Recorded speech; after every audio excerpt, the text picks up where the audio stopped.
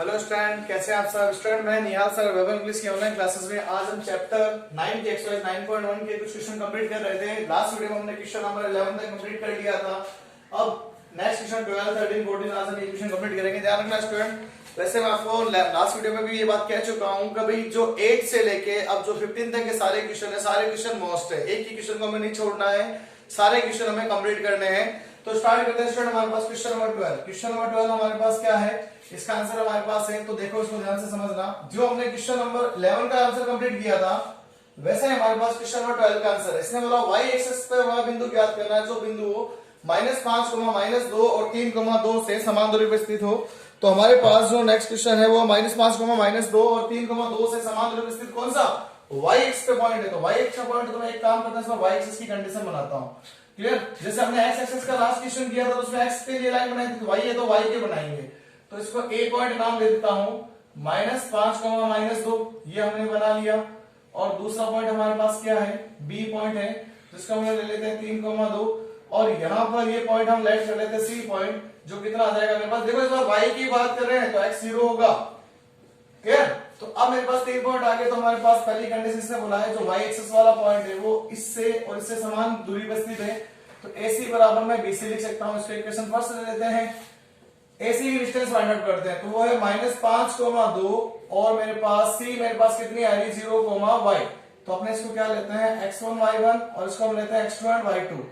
तो यहाँ पे देखो AC मेरे पास कितनी आ जाएगी, AC मेरे पास आई x2 - x1 का होल स्क्वायर। फॉर्मूला एक बार लिखूंगा, अगेन वापस नहीं लिखने वाले, y2 - y1 का स्क्वायर। तो मेरे पास x2 कितना आ रहा है 0, ये माइनस का तो बन जाएगा +5 का स्क्वायर, और ये आ रहा है मेरे पास y माइनस है तो प्लस का बन जाएगा 2 का स्क्वायर। होल स्क्वायर इसका रूट में ओपन कर देते हैं। तो रूट में होल स्क्वायर कितना आ जाएगा, 5 का स्क्वायर 25, a + b का होल स्क्वायर तो y स्क्वायर आ जाएगा, प्लस का 4y आ जाएगा, प्लस में आ जाएगा 4। वैसा ही क्वेश्चन है जैसे हमने 11 नंबर क्वेश्चन इससे पहले लास्ट वीडियो में कंप्लीट किया था। तो देखो y स्क्वायर को आगे लिख दिया, प्लस का 4y हो गया और प्लस का 29। तो इक्वेशन नंबर बन गया हमारे पास सेकंड। अब नेक्स्ट देखते हैं हमारे पास थर्ड नंबर इक्वेशन क्या बनती है। फर्स्ट ये बन गई, सेकंड हमने बना ली। अब लेना हमको BC। तो B वाला पॉइंट हमारे पास है 3, 2 और C वाला पॉइंट मेरे पास वापस 0, y। तो इसको मैं x1, y1 और इसको मैं x2, y2 ही नाम दूंगा। तो BC की डिस्टेंस फाइंड आउट करनी है। डिस्टेंस फॉर्मूला मैं लिख चुका हूं पहले यहाँ पे। तो ये देखो कितना आएगा 0 - 3 का स्क्वायर और यहाँ पे आएगा y - 2 का स्क्वायर। तो BC का स्क्वायर मेरे पास क्या बन जाएगा, -3 का स्क्वायर बन जाएगा वही 9, और यहाँ पे कितना आएगा y स्क्वायर माइनस का 4y प्लस में 4। तो BC इक्वल में आएगा कितना, y square minus 4y plus में आया 13। तो इक्वेशन नंबर बन गई मेरे पास ये थर्ड। अब हमें क्या करना है, वही जैसे हमने पहले वाले क्वेश्चन में किया था, समीकरण 1 व 2 का मान, सॉरी 2 व 3 का मान समीकरण 1 में रखने पर। तो रखते हैं, देखो क्या आएगा, लाइन लिख के शो करना है, समीकरण 2 व 3 का मान रखने पर, इनका मान समीकरण 1 में रखने पर। तो देखो क्या आएगा रखने पर, ये रखने पर मेरे पास वैल्यू आएगी कुछ ऐसी। तो AC मेरे पास ये रहा, रूट में है y स्क्वायर प्लस में 4y और प्लस में आया 29, और BC मेरे पास क्या है y स्क्वायर माइनस का 4y प्लस में 13। तो क्या करते हैं, लिखते हैं दोनों तरफ वर्ग करने पर। देखो दोनों तरफ वर्ग करने पे मेरे पास कंडीशन क्या बनेगी, देखें ध्यान से। तो दोनों तरफ वर्ग करते हैं, तो वर्ग करने पे मेरे पास ये होगा, दोनों तरफ वर्ग करते हैं रूट हट जाएगा, y स्क्वायर प्लस का 4y प्लस का 29, इधर आया y स्क्वायर माइनस का 4y प्लस का 13। तो क्या किया जाए, इस y को तो लिया y स्क्वायर से y स्क्वायर चला गया, ये इधर आ जाएगा, इधर शिफ्ट कर देंगे। तो 4y प्लस में 4y ये आया 13 - 29 बन जाएगा 8y, बराबर में आएगा माइनस का 16। तो y बराबर कितना आएगा, माइनस का 16/8। तो ये बन गया y बराबर -2। तो लास्ट में लिखेंगे वो C पॉइंट हमारे पास क्या बन जाएगा 0, -2। ये मेरे पास आ गया इसका answer. Clear. Pause the video, write down. Next देखिए इसका क्वेश्चन हमारे पास क्या है। नेक्स्ट क्वेश्चन नंबर हमारे पास है इसका 12 नंबर क्वेश्चन भी बहुत आसान है इसका। इसने बोला है यदि बिंदु हो 3, k और k, 5 से बिंदु 0, 2 की दूरियां बराबर हो तो k का मान ज्ञात करना है। तो भाई मैं एक पॉइंट ले लेता हूं, बना देता हूं वैसे ही। ये A पॉइंट लिया मैंने, B पॉइंट लिया मैंने, बोला इसके अंदर क्या है भाई 3, और k, 5 की मेरे पास किससे दूरी 0,2 से दूरी समान है, तो इसको सी पॉइंट नाम दे दिया। वापस पहले वाली कंडीशन, तो मैं बोल सकता हूं AC बराबर BC समान है, समीकरण एक बन गई। सबसे पहले मैं AC फाइंड आउट करता हूं, ये 3, और C मेरे पास पॉइंट क्या बन रहा है 0,2, तो ये x1 y1 x2 y2। AC बताओ मेरे पास क्या बन जाएगा, ये आएगा मेरे पास 0 - 3 का स्क्वायर, और यहाँ पे आएगा 2 - k का होल स्क्वायर। तो इसको रूट में स्क्वायर ओपन करते हैं, तो देखो कितना आएगा, 0 - 3 का स्क्वायर आया मेरे पास 9, ये आएगा मेरे पास 4 माइनस का 2k, सॉरी क्या माइनस का 4k, और प्लस का आ जाएगा k स्क्वायर, a - b का होल स्क्वायर a स्क्वायर, तो 2 का स्क्वायर आ जाएगा माइनस 4 बनेगा 2 फिर k, तो 4k बन जाएगा, और यहाँ पे आया k का स्क्वायर। इसको थोड़ा सा और सॉल्यूशन करते हैं आगे, तो बन जाएगा कितना मेरे पास k स्क्वायर आगे माइनस का 4k यहाँ पे, और प्लस का आ गया 13। समीकरण नंबर बन गया मेरे पास सेकंड। अब बनाते हैं समीकरण नंबर थर्ड। समीकरण नंबर थर्ड मेरे पास BC फाइंड आउट करना, तो B का पॉइंट है k, 5 और C का पॉइंट है 0,2। अगेन वापस इसको x1 y1 x2 y2 लेते हैं, तो BC मेरे पास कितना आ जाएगा, BC मेरे पास आएगा अभी कितना 0 - k का स्क्वायर प्लस 2 माइनस कितना बन जाएगा हमारे पास यहाँ पे, ये 2 माइनस आ जाएगा 5 का स्क्वायर। तो देखो ध्यान से क्या बन जाएगा, ये बनेगा 0 - k, तो -k का स्क्वायर k स्क्वायर बन जाएगा, और यहाँ पे -3 बनेगा, -3 का स्क्वायर 9 बन जाएगा। समीकरण नंबर हमारे पास कितनी बन गई, थर्ड बन गई। अब हम क्या करते हैं, नेक्स्ट देखते हैं, लिखते हैं वापस वही वाली लाइन पहले वाली जैसे हमने लिखी थी। समीकरण 2 व 3 का मान 1 में रखने पर, तो देखो हमारे पास लिखते हैं समीकरण 2 व 3 का मान समीकरण 1 में रखने पर, तो देखो मेरे पास अभी AC कितना आया था, AC आपने देखा था अभी आया था k स्क्वायर माइनस का 4k, और बना था मेरे पास यहाँ पे कितना प्लस के अंदर 9, ऐसे कुछ कंडीशन बन गई थी ना भाई। अभी एक बार वापस देख लेते हैं, मेरे पास A वाला पॉइंट कितना था, एक मिनट, वापस मेरे पास अभी कंडीशन कितनी आई थी इसकी वो देख लेते हैं।